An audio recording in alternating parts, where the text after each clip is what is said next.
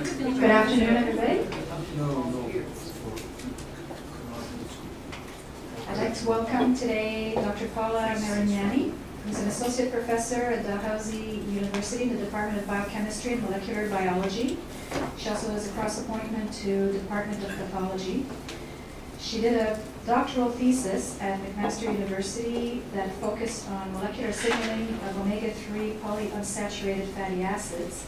And while training as a fellow at Harvard, Dr. Marignani developed a method for identifying novel protein-binding partners. Then as a fellow at the Ontario Cancer Institute, she began developing hypotheses related to these signaling events that lead to cancer, cardiovascular disease, and neurodegenerative disorders.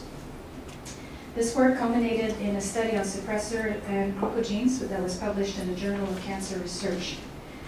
Currently, Dr. Marignani and her team are using a model of their own design to conduct a preclinical trial to test novel monotherapies and combinatorial therapies for the treatment of breast cancer. Today's talk is entitled Sustainable Energy, More Than a Pipeline, a Target for Novel Therapeutics. Welcome. Thank you. Thank you very much. Before I start, I'd like to thank the organization for inviting me and giving me the opportunity to share with you today some of the work that we've been doing over the years. And if in the event while I'm speaking, if there's some burning question you have, please feel free to ask me during the session. Thank you.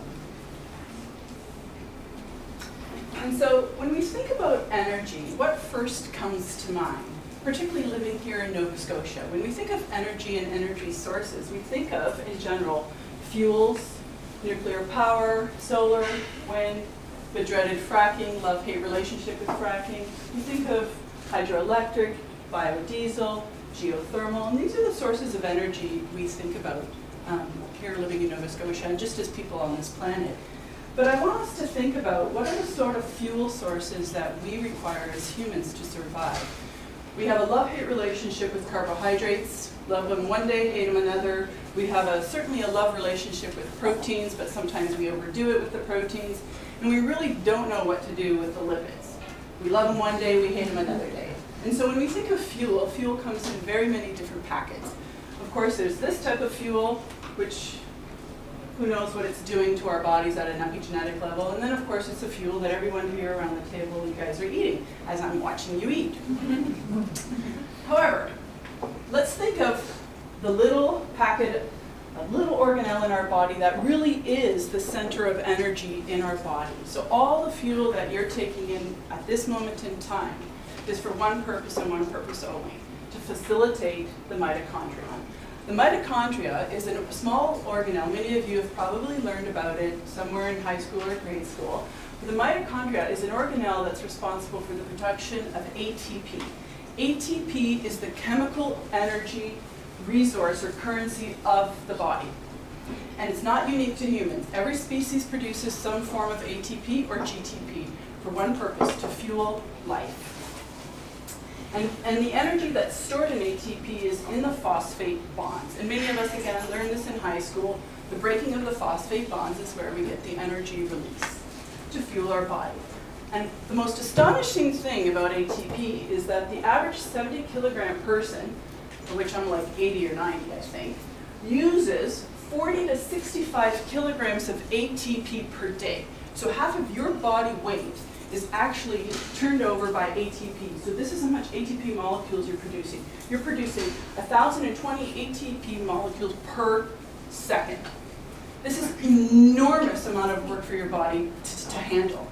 So imagine this, if anything goes wrong at this level, disease ensues. And we've all heard of mitochondria or metabolic syndromes. And so anything that goes wrong with the mitochondria, for example, cardiovascular disease, neurodegenerative diseases, cancers, diabetes, arthritis, rheumatism, you name a disease, something can always be, a line can always be drawn back to the mitochondria.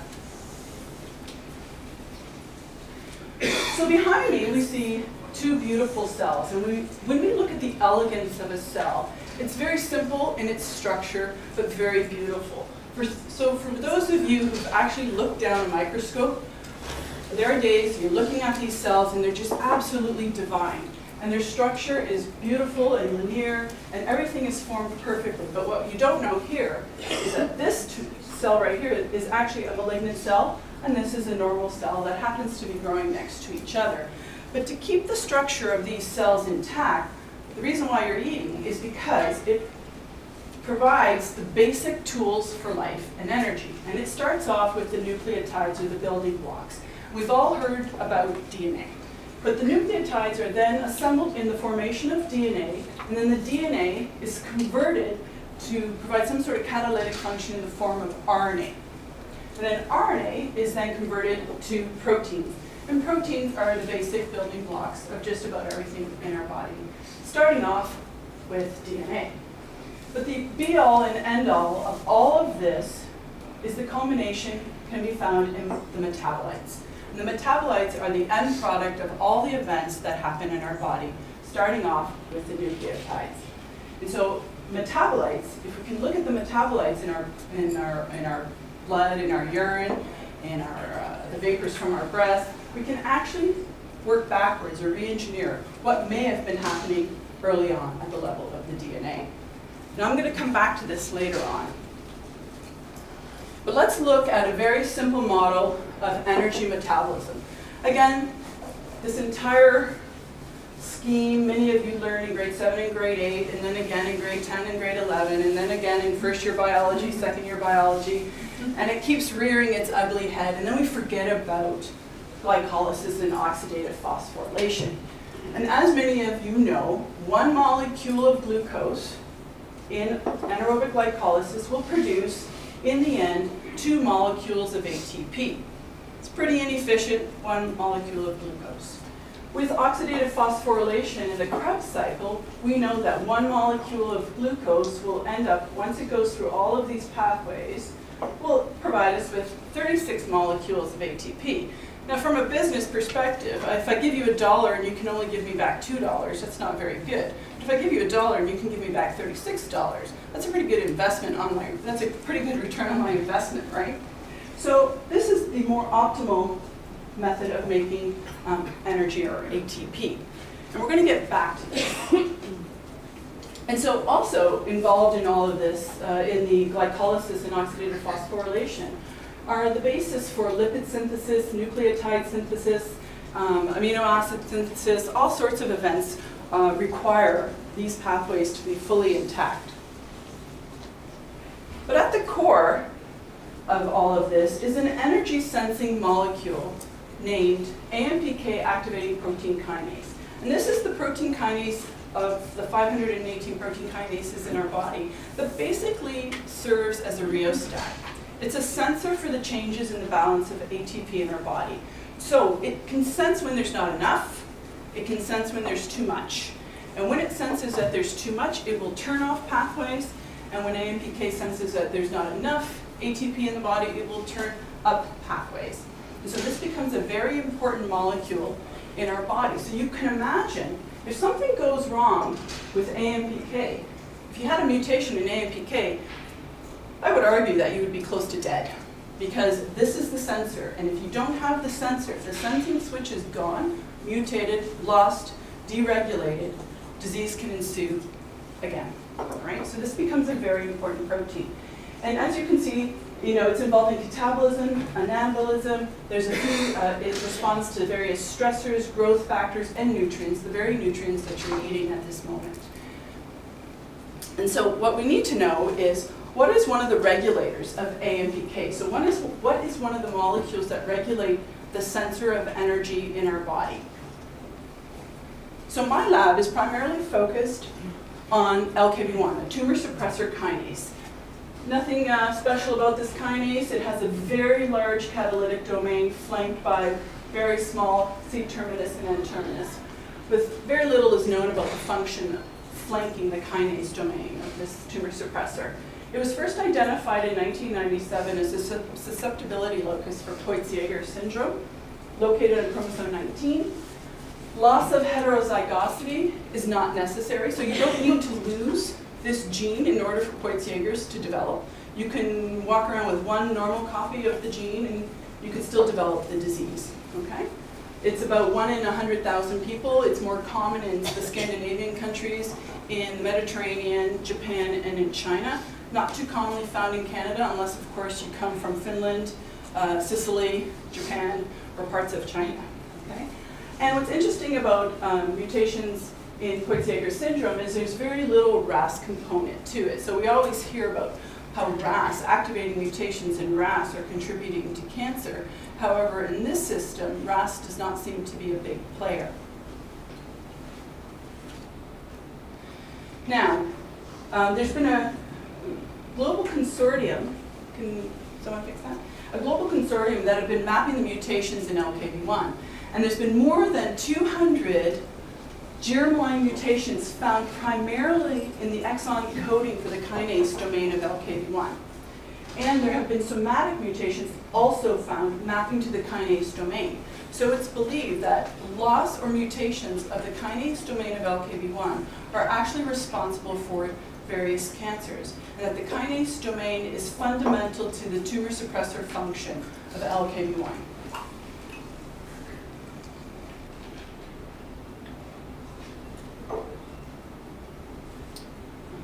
It's not forwarding. Just click the left mouse. I am.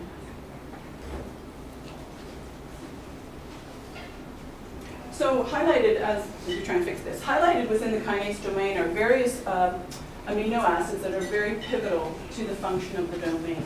Specifically, this mutation here and this mutation here are actually found in a number of cancers. So pancreatic cancer, prostate cancer, breast cancer, You're good to go. ovarian cancer, and endometrial cancers. And so these mutations have actually been found in diseases in humans. And as you can see, they're within the kinase domain of LKB1.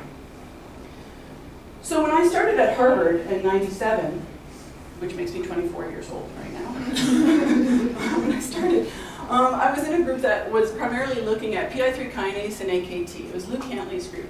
And the last thing I wanted to do, there were 40 postdocs, and the last thing I wanted to do was work on a kinase that everybody else was working on. So I actually started working on LKB1.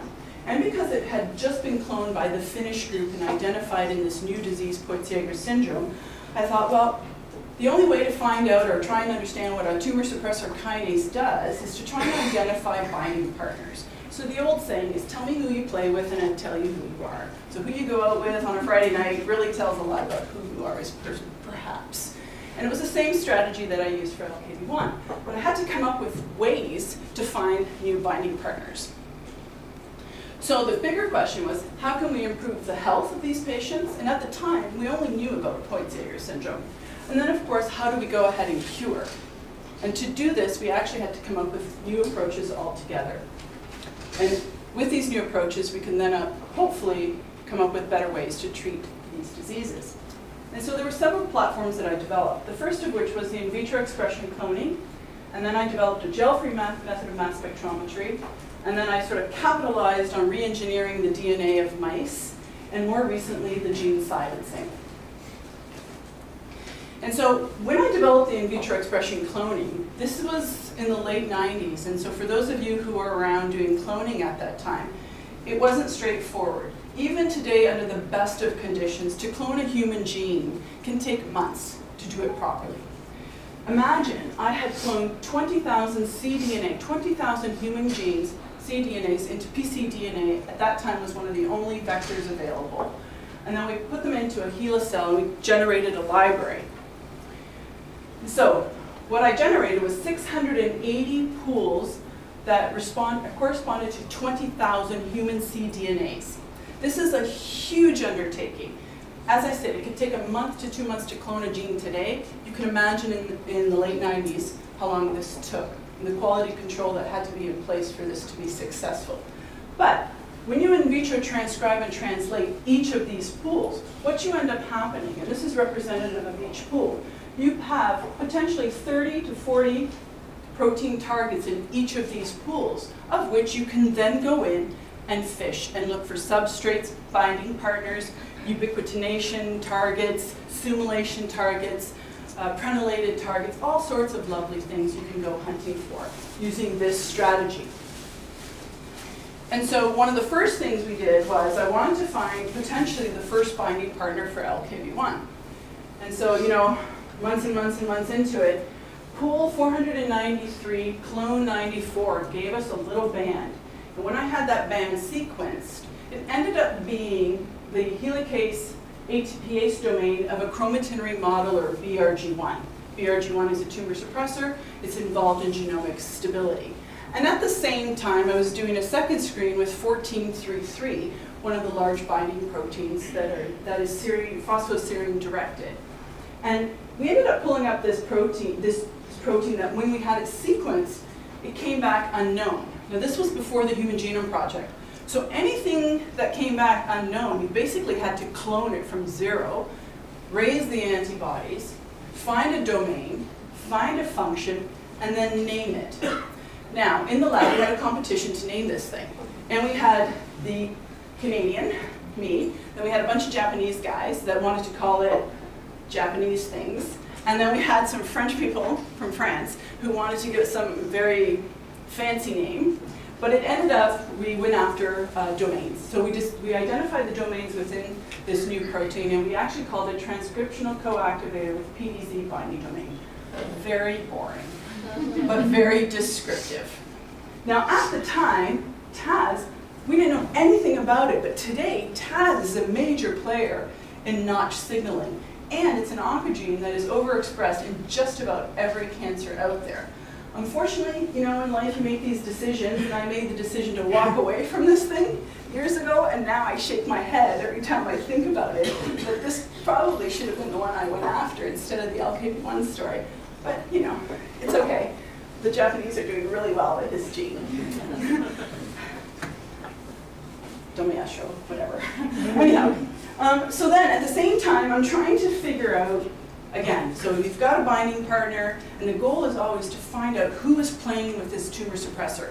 And it's roughly at the time that I was coming back to Canada, and I was playing around with mass spectrometry while I was at Harvard. So I was looking for a mass spec group in Canada, and Toronto was the epicenter for mass spec in the world.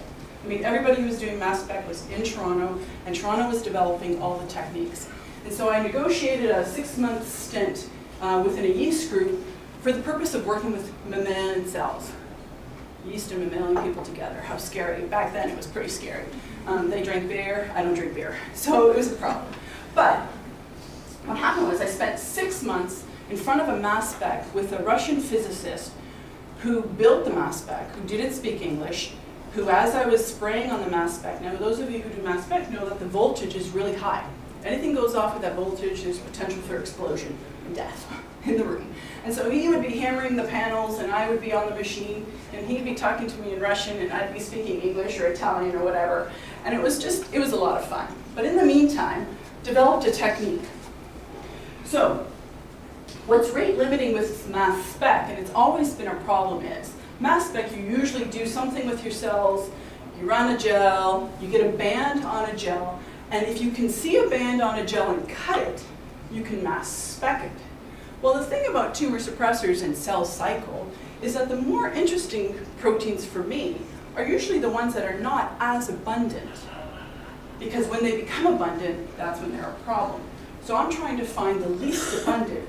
And so running a traditional gel would have been problematic because I wouldn't be able to see what I was looking for because it's not there on the gel. And that's a limitation of the gel electrophoresis and staining properties. And so what I did instead was, and I'm also a believer of less is more. So I took human breast cancer cells, the MCF7, which are relatively normal for breast cancer cells, because they do express ER and ER alpha and P53. And I immunoprecipitated endogenous LKB1 from the MCF7 cells, and then off of the immunoprecipitant, I actually did all the digestions off the beads. And I had to do a few test runs, and I had to do a few blocking steps in there, but doing the mass spec off the beads, so you get the peptides, and you spray that straight into the machine. No gels involved, all right? So whatever came out of that immunoprecipitation got sprayed onto the machine. And one of the first things we pulled out was cyclin D. Now, so we called cyclin D a putative target for LKB1. Now at the time, you know that cyclin D is a proto-oncogene that's involved in G1S phase of cell cycle. So it's one of the early stages of cell cycle. And one of the primary goals or roles of a tumor suppressor is actually, if you overexpress a tumor suppressor in a cell, what do? You get blockage at G1S. So I knew that there might be a potential link. So we went ahead and we pursued it.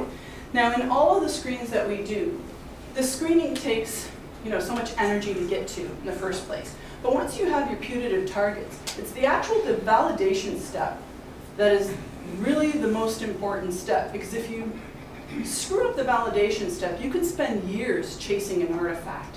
And so the validation, you should never negate how much effort is put into a validation step. So we spent a fair amount of time validating. And one of the first things we did was we introduced LKB1 and the various mutant forms of LKB1 that are found in all these different cancers. We expressed it in HeLa cells. Now, interestingly enough, HeLa cells do not express LKB1. They lack the expression of LKB1. So it's a good cell line to study, all right? And what we found was that cyclin D was elevated in HeLa cells in response to the introduction of these tumor suppressor mutants.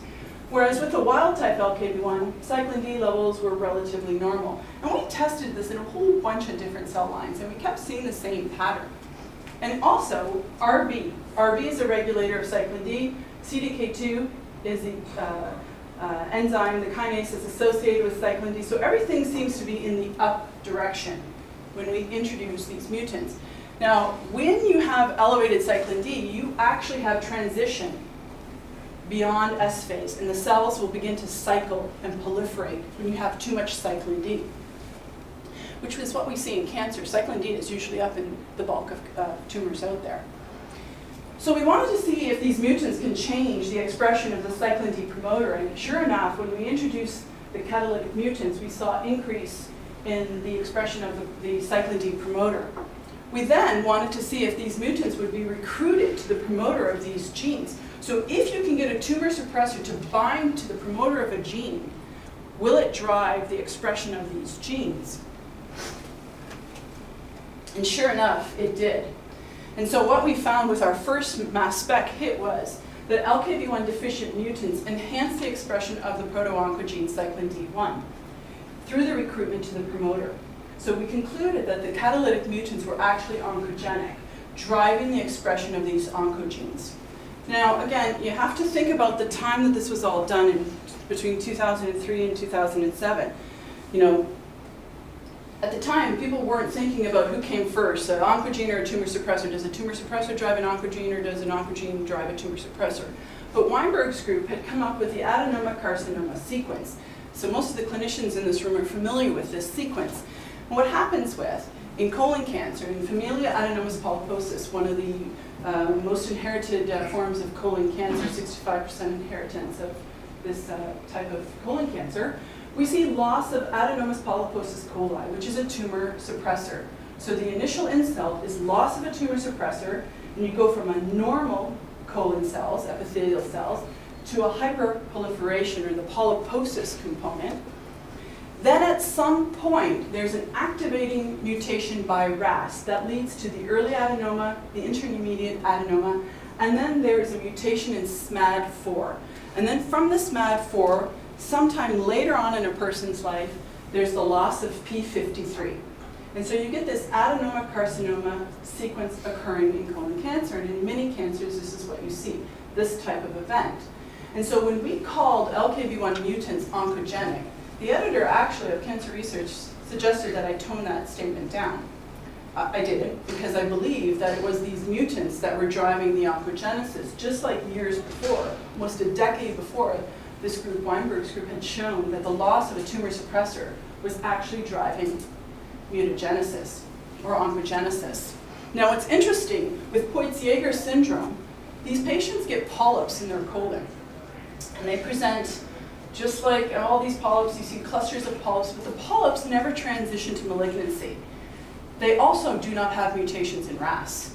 So you never see this mutational event where the polyps give rise to the cancer. People with Poitz-Jeghers syndrome usually die of other cancers everywhere else in their body, but rarely do those polyps ever transition. And there are rarely ever RAS mutations associated with LKB1 mutations. Okay. So let's just go back. For those of you who don't know what tumor suppressor proteins are, their goal in life is to suppress the growth of tumors, just as their name describes them. Today there's more than 60 tumor suppressors out there, and every day a new one is added to the list. But they come in general, 3 flavors. We have the gatekeepers. The gatekeepers are involved in inhibiting proliferation or promoting cell death.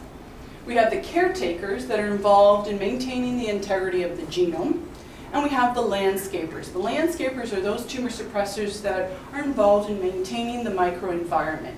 And all tumor suppressors will fall into one of these 3 categories. Now imagine this, if you're a tumor suppressor and you happen to be in all 3 of these categories, and you're lost, like P53. P53 we know is a major tumor suppressor that is mutated in just about every cancer. It happens to be a gatekeeper, caretaker, and landscaper. LKB1 is a gatekeeper and a caretaker. BRCA1 and BRCA2, they're caretakers. They're genomic stability guardians. And so just a little background on what tumor suppressors do. So again, the argument between the oncogene and the tumor suppressor world, it's like a love-hate relationship. However, when we look at the percentage of genes that are mutated in disease, these are the oncogenes in red. We have BRAF, ERB2, which is also known as HER2. We have CMET, EGFR, PI3K, CA alpha, MYC, and KRAS. MYC and KRAS are oncogenes that have been around since the 80s, for those of you who were doing this type of work back then. These are very old oncogenes. They're the first oncogenes that were, some of the first that were ever described. Same with the ERB2. ERB2 was actually identified in the mid-60s, as a matter of fact. It wasn't cloned until the 80s, but identified in the 60s. And same with EGFR. PI3 kinase, PI3KC. Again, I was in Luke Cantley's group. It was identified somewhere in the late 80s, early 90s. And so the bulk of what we're treating in clinic, or what the clinicians are treating in clinic, are actually drugs that are targeting the oncogenes because they're overexpressed. They're the low-hanging fruit. They're easy to find. You can stain for them. You can PCR for them. You can actually see them on a gel, a blood, immunohistochemistry. They're visible. And they're the low-hanging fruit that up until now, for about 25 years, have been the target of most clinical practices or treatments. But what's interesting is that it's actually the tumor suppressors that are found more abundant or more mutated in various cancers. And again, we talk about P53. We know it's the guardian. We know it's up to 75 to 80% of cancers have mutations in P53. That's followed by P16, which is a cell cycle regulator. RB is the original tumor suppressor identified in the mid-70s. Then we have LKB1, our protein, BRG1, the chromatin remodeler, and more recently P10. P10 and LKB1 are actually the newest ones on the scene. They weren't identified until 97 and 2000, so these are fairly new players. The rest of them have been around for decades, longer than me, maybe. So let's go back to the screening strategies. So as I'm thinking about oncogenes and tumor suppressors, I go back to my mass spec, and in this mix, and again, I want to convey to some of the younger, any students or trainees in the room, when I was doing the mass spec, there was no, databases didn't exist. And if they did, they were not linked. So when you got your 2,000 hits from Mascot, you basically threw them on the ground, I did, and you try and visualize patterns or anything you can find. So it was all manual, in silico manual analysis with a little bit of computer assistance at the time. And so what we were able to find was actually that LKB1 bound or pulled out the estrogen receptor. And when we went on to validate it, we found that LKB1 can bind to the estrogen receptor, and it is also, the binding takes place within the nucleus of the cells. We also found that LKB1, when introduced, can enhance the transcription of the estrogen receptor. However, when we introduced the mutant forms, we actually lost the transcription of the estrogen receptor. And so this made us think about potentially kinase activity was necessary for the transactivation of the estrogen receptor. And so we wanted to see if LKB1 and its mutants could be recruited to downstream targets of LKB1, of the estrogen receptor, because if LKB1 could mediate the expression of other oncogenes, or downstream targets of the estrogen receptor. Could LKB1 play a role in breast cancer? And so we found that this was the case. So now I go back to my graphics, and as a tumor suppressor person, I kind of like the graph drawn this way. And although most of the targets in clinic today are targeting the oncogenes, I believe that there has to be maybe a fundamental shift in how we approach diseases, because although you can block ERBB2 with HER2 or EGFR with some of the newer compounds that are in clinic now for lung cancer, in the end, if you're harboring a mutation in any one of these, at some point, that tumor is going to come back, because the tumor suppressors are still lost, reduced, or mutated. So how do we go about targeting something that isn't there or hardly detectable on a gel or on a PCR gel? Okay? So, because we had cyclin D and we had the estrogen receptor, my group began thinking about aggressive forms of breast cancer. And so here we have some images from my own lab. We have a normal breast, the normal ductwork, lobules of the duct. And here we see, if we do a slice of even of our mice, it's, it looks pretty much like the human. We can see the lumen, we can see the normal duct. We do a cross section, this is where the milk would come out. But we know that in invasive cancers, that 3 of the targets of LKB1 happen to be involved in invasive breast cancer. The first of which is ER alpha, 50 to 70%, cyclin D, 40 to 50% increased expression, and CMYC, 15 to 25%. And HER2, we threw it in there because HER2 is everywhere. That's how I thought about it. However, it ended up being an eye-opener for us, because the goal here was, could we find a correlation with the expression of LKB1 and ER-positive breast cancers? So I intentionally purchased tissue microarrays that were ER and PR positive, hoping that I would see some sort of correlation in the staining or the expression of LKB1. But that didn't happen. Instead, what happened was like a beacon hitting me in the head every time we tried to score our immunohistochemistry. And what we actually found was that in 31% of HER2 positive breast cancers, there was a complete loss of LKB1 expression. We could not find LKB1 expression in 31% of the HER2 positive breast cancers. And equally interesting, in 25% of the HER2 positive breast cancers, there was a reduced expression of LKB1. So again, we weren't looking for this, but it kept creeping up, and everyone who kept scoring these slides kept saying, but there's a HER2 thing going on here. There's a HER2, I'd walk away, I'm like, yeah, look for estrogen receptor. Yeah, look for estrogen receptor. But in the end, it was the HER2 that was yelling at me and saying, you have to pay attention to me. So the goal was, what can we do about this now? And so, in my lab, we don't discriminate against technologies. If it's a technology from the 40s, we'll use it. If it's a technology from the 50s, we'll use it. And because I had worked with mice and rats for my master's and my PhD, I wasn't afraid of small animals. And so I thought, can we re-engineer mice to give us breast cancer? Would breast cancer occur? So the simple model is this. You take a mouse, you re-engineer the DNA to express some sort of human gene that you're interested in. And then if each of these bands represents a gene, so you have 2 copies of each gene, right? You inherit one from your mother, one from your father. So these are the 2 wild-type normal copies.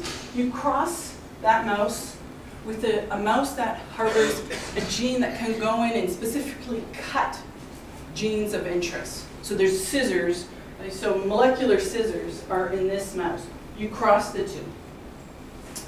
In the next situation or scenario, you have a heterozygous mouse. So the mouse has 1 wild-type copy and 1 mutated copy, or potentially lost copy. And in the third scenario, the goal is to get rid of both copies of a gene. So this is the homozygous mouse. And so when you do the actual breeding, the female progeny, if you take the breast tissue out, what you see in normal, so this is wild-type mice, you see beautiful lobular ducts, very smooth, and at the very end you have the terminal bud. So this is where the milk would be produced. And this is traditional Carmen alum staining very old, invented back in the 30s and the 40s. Actually, Cleopatra used to use this stain as lipstick. So this goes back really long, long time ago. In the next scenario, when you remove one copy of the gene, you end up losing the architecture. And we now know that this is dysplastic growth. So instead of having a very smooth duct, milk duct, you have multiple arboration and multiple terminal buds. All right? And in the final scenario, it's complete chaos. You have branches in all directions, you have thickening, and we now know, based on other people's work, that this is actually hyperplasia. You have arboration in all direction, you have budding and branching that you can't make heads or tails of it. And so what we did was we took LKB1 mouse, we re-engineered it, we crossed it with a HER2 positive mouse. So this is a HER2 positive mouse. They've been around for about 25 years now. We had to decide which mouse to use. And this is the mouse that has the scissors that can go in and cut LKB1 specifically out of breast tissue. And so what happens is, we know with what is referred to as the NIC mice, that by 197 days, 50% of those mice will get breast cancer. As soon as we remove the LKB1 gene, we actually shift the latency to the left. So we can speed up the rate at which the breast cancer happens by almost 50 days, 2 months. So we know invariably at 20 weeks, if we go to the mouse colony, our mice are going to have tumors. And we can speed it up. So by losing LKB1 or removing LKB1, removing the tumor suppressor, we're actually driving the oncogenesis of HER2 positive breast cancers. And this is just an example of a normal duck. And you can't really see with these lights, but you see, very directional and smooth lobules forming. In the ductal carcinoma in situ and invasive ductal carcinoma, we actually see, you can actually see the tumors growing. So if you take the breast out of the mice, you can visually see the tumors growing. And then when we do a close-up, this is the lumen, this is the duct right here, and coming off the duct are the actual tumors. So we can see the tumors actually budding and being born, so to speak, in these animals. And this is just an example of the tumors that were excised from the mice. Now you have to understand that mice have 10 breasts. You can imagine handling 2, imagine 10. Now in those 10 breasts, every breast can develop 2 or 3 tumors. So in some of our mice, we actually find up to 12, 13 tumors sometimes. And sometimes we only find 5 or 6. But this is an example of the tumors. When we went on to characterize these tumors, and this is what we do in biochemistry, is we look at protein expression, and we see that there's reduced expression of LKB1 in the LKB1 mice. We see that there's elevated ERB2, and this is a graphic representation of that. But when we do the immunohistochemistry, we see we can't really distinguish between a ERB2 and an LKB1 ERB2 just by growth pathology. Under a microscope, you can't really say, oh, this is the ERB2 mouse and this is the ERB2 LKB1 mouse. It's not until we start drilling down that we can see the differences. However, when we look at the phosphorylation of S6, now S6 is the downstream target of S6 kinase. And S6 kinase is the direct substrate of mTOR. When we did quantitative analysis of S6, we actually saw an increase in the phosphorylation status of S6. So that suggested that our model might be involved in mTOR signaling. And so this is a very simplistic look at mTOR signaling. And so mTOR phosphorylates S6 kinase. S6 kinase phosphorylates S6.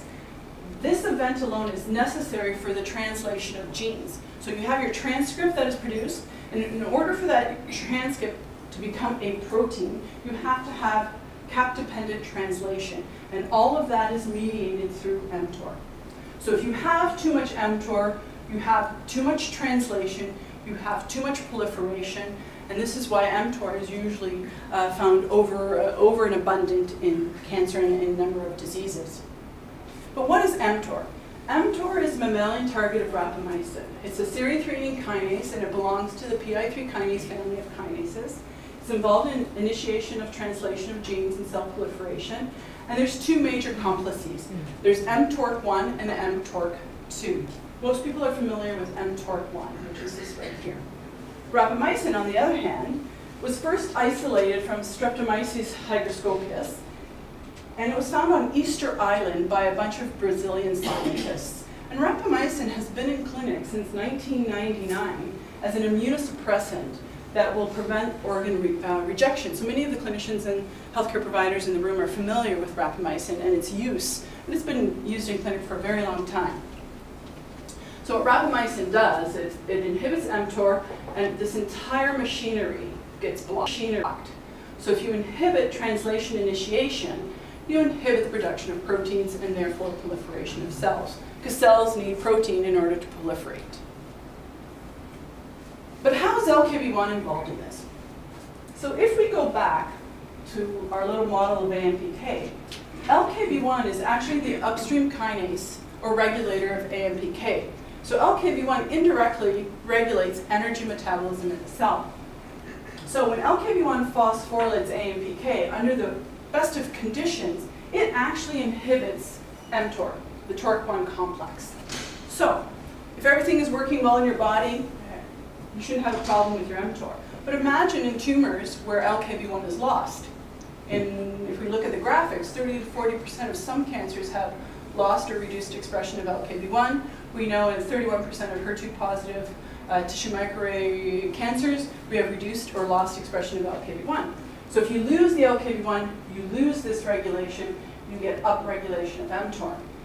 Now, rapamycin inhibits this. So the problem with rapamycin, why it hasn't been quite as promising in clinic, is because of the feedback loop. Here we have, if you block this pathway, at some point the cell is going to wake up and say, I need to proliferate, I need to get active again. And what happens is this feedback loop gets turned on. All right? So if you chronically expose your cells or an entity to rapamycin, at some point you're going to block this, but this feedback loop is going to get turned on, which is why rapamycin hasn't panned out as much as everyone had hoped it would in clinic. Grant you, it's still a brilliant compound. But in our model, we had to make sure that this pathway was intact. So we took the primary cells from the tumors and we treated with rapamycin. Now, if you go over a dose of 200 nanomoles of rapamycin in primary cells, you will kill the cells just explode, basically. They can't survive. So we had to do a whole bunch of concentration and dose curves and time courses. But we know that this pathway is intact in our model because when we treat with the rapamycin, we actually see the inhibition of S6. So S6 kinase is blocked, phosphorylation of S6 is blocked, you don't get translation initiation. So we know that the pathway is intact. But because we want to go beyond rapamycin, because hopefully we'll, at some point improve clinical outcomes, that would be the goal, we decided to use two other compounds. Tumour was invented by David Sabatini, the same person who identified mTOR. He's a friend of mine, and so he gave me some of the original doses of Tumour to work with. And then there's the AstraZeneca compound that is still fairly new, AZD8055. And what both of these compounds do is that they inhibit mTOR both at the TORC1 and at the TORC2 level. And so you're basically shutting down the machinery, both arms. So you're shutting down the metabolic arm and you're shutting down the PI3 kinase arm. And what we find with the AZD, we actually block phosphorylation of S6, we block phosphorylation of AKT at residue 308, which is downstream of PI3 kinase, and we also block the phosphorylation of 473, which is part of the feedback mechanism that is problematic with rapamycin. We don't see that with Tumour. Tumour can block phosphorylation of S6 to 308, but we don't see changes in 473. So the AZD compound is actually doing a brilliant job at inhibiting mTOR in primary breast cancer cells. We also wanted to test, because our model is HER2, we use afatinib, which is also, its chemical name is BIBW2992, but afatinib in clinic, to block upstream if we could. But we saw absolutely nothing. We could not block anything with the BIBW compound. Even though it's in clinical trials, it's being used for the treatment of lung cancer, in our model, we're not seeing any blockage. And so let's just quickly go back here. Because of this link here, LKB1 regulating AMPK and AMPK is involved in energy metabolism, while we're doing these studies, we're thinking about the metabolic profile of our tumors. And so quickly to look at this, everyone knows this picture now. And the first thing we thought of was to look at the mitochondria. All right, so we went back to a technique that was used in the 40s and the 50s, electron microscopy. And what we found was when we took the primary cells and looked at the mitochondria of the normal breast tissue, we had the very defined mitochondria with a cristae.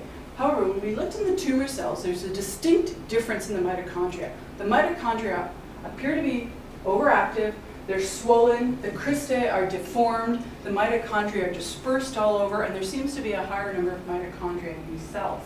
When we did the mitotracker is incorporated into the mitochondria if the membrane potential of the mitochondria is shifted, is altered. And this is the way the dye gets in. So you have to have a compromised membrane potential for mitotracker to get into the cells, and it's an indirect readout for mitochondria activity. And the shift to the right in the cancer cells is indicative of increased mitochondrial activity or function. When we took the tumors and sent them off for metabolic profiling, what we found is exactly what we had hoped to find. We found that there was an increase in ATP levels, increase in lactate levels, increase in fumarate, which is involved in the Krebs cycle, increase in glycine, and some of the amino acids that are necessary for the production of protein. So everything in our tumors was pointing towards a metabolic model of cancer. So now we have an mTOR, hyperactive mTOR, we have a metabolic model of breast cancer. What do we do? And so we have, this is basically a graphic representation. You lose LKB1, you lose AMP, AMPK, the reducing capacity of the tumor cells is lost. On the other side, we have hyperactive mTOR, increased ATP, lactate, metabolic enzymes, metabolites, and mitochondria function, and of course, increased ATP. So what do we do with this? Well, we had to go back to the literature, and roughly around the time that we were getting all this data, the Warburg effect reared its ugly head after almost 90 years. So Otto Warburg in 1924 showed that cancer cells can metabolize glucose differently than normal cells, and that tumor cells can produce lactate even in the presence of oxygen. So under normal conditions, in the absence of oxygen, we get anaerobic glycolysis. You get the conversion of glucose to pyruvate, then to lactate, and this is where we get the two molecules of ATP.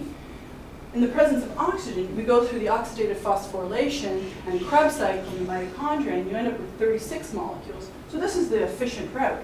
But what Otto Warburg found was that like proliferating cells, whether you have oxygen or no oxygen is irrelevant for a tumor. All right? But what it'll do is it'll convert the glucose to pyruvate, but instead of moving the pyruvate into the mitochondria to produce the 36 molecules of ATP, it would prefer the lactate, which is why in cancer there's usually an association of elevated levels of lactate in cancers, right? Because of this. And in the end, the product is 4 molecules of ATP. Highly inefficient. Again, I give you a glucose, $1, you give me $4, versus I give you $1 and you give me 36 back. So it's an inefficient way for tumors to survive, and it begs the question, why would a tumor become inefficient? And so we now know that Warburg was right, but we now know that the Warburg effect is far more complex than it was originally thought to be 2 years ago. Okay? So what do we do now? We have a model that is mTOR hyperactive, it's metabolically out of control. What do? Well, we had a model now to do some preclinical trials. And so what we did was we collaborated with Chris Bowen, and we knew that at 20 weeks tumors would present. So at 19 weeks, we would scan a whole bunch of our mice to see who had a tumor. And then if a mouse had a tumor, that mouse would then be put into the preclinical trial. And we would treat metronomic dosing, so that's daily low dosing of a fairly new compound. Every day the mice would get this drug. Now the reason why we can only go for 21 days is there's an ethical issue with all of this. While we're treating the animals with the compound, we're also treating the animals with the vehicle, the control. And at 21 days the tumors become too big, the tumor burden is too large for the animal, and ethically we cannot allow the animals to survive with these large tumors, and so we have to stop the study at 21 days because then it becomes too much for the animals in the control set. That is why the study's done for 21 days. The other thing is we could only image every 7 days because there's a high cost associated with MRIs. So, let's go over this. If this is the animal being treated with compound A, on day 0 we identify a small tumor. By day 21, there's a 3.5-fold increase in this tumor. The vehicle, on the other hand, these are the tumors that were identified. By day 21, there's a 14.7-fold increase in the tumors.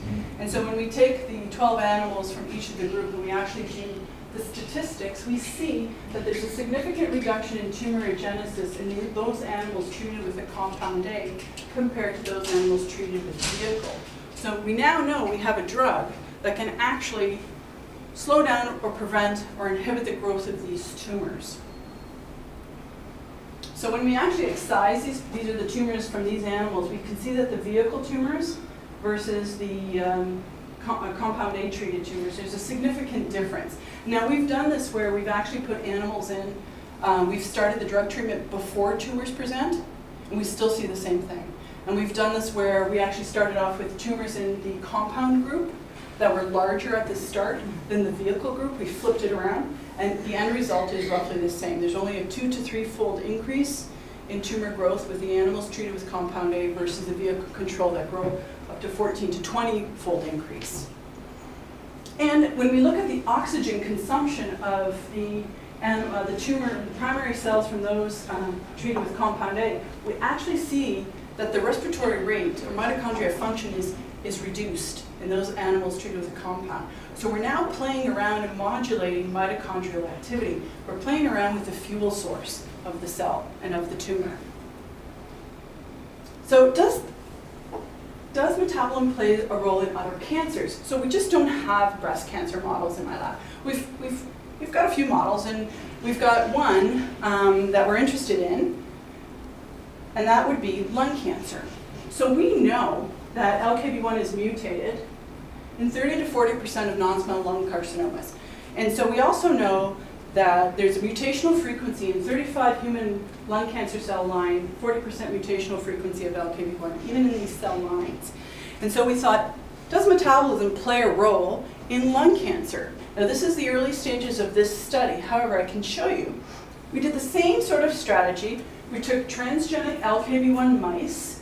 So we go back to the alleles and the cutting of the genes. But instead of crossing these mice with a mouse that has the scissors to cut the gene out, we did a little trick. We took adeno-associated virus that contained Cree, the scissors, and we allowed the animals to inhale the Cree.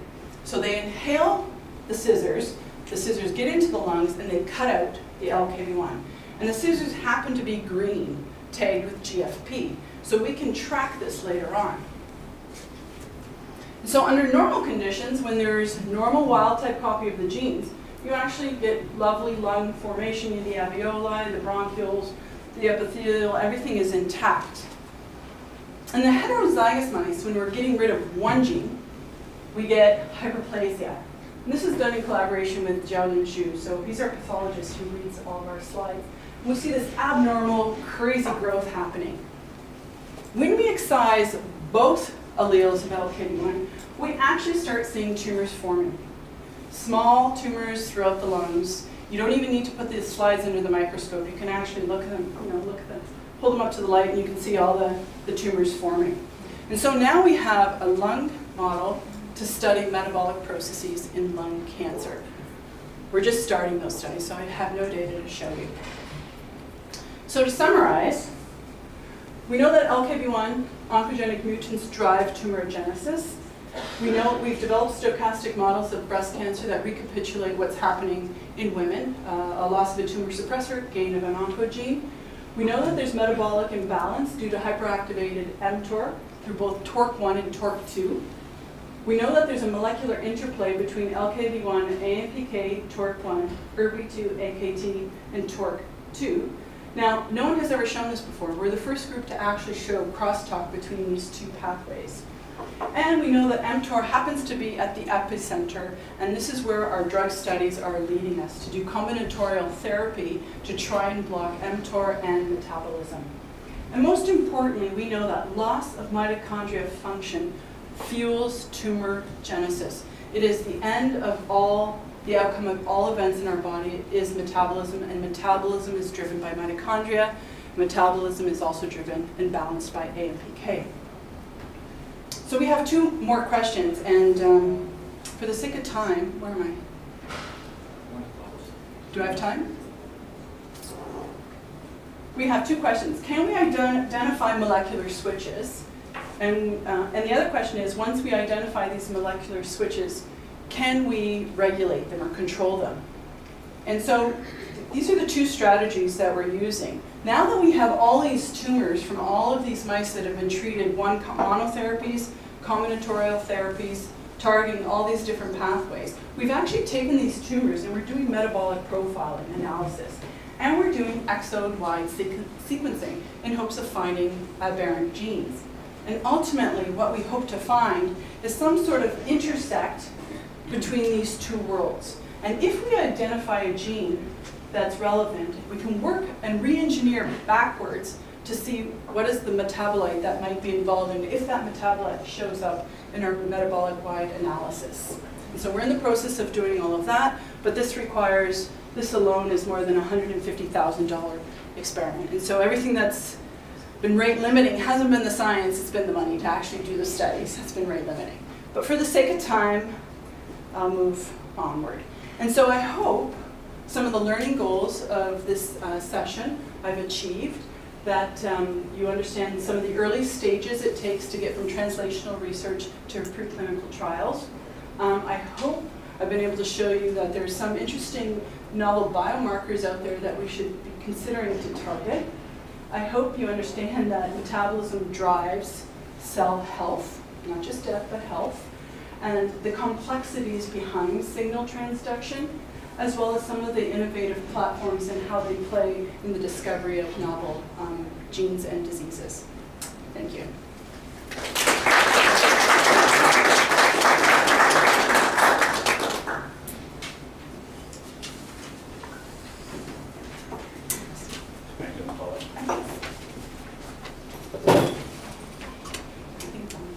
Is it on? Yeah, it's on. Well, Paula, thanks so much for a very nice talk. I've been called into action. Joanne has to go save some blind child. So that's more important than what I do for the day.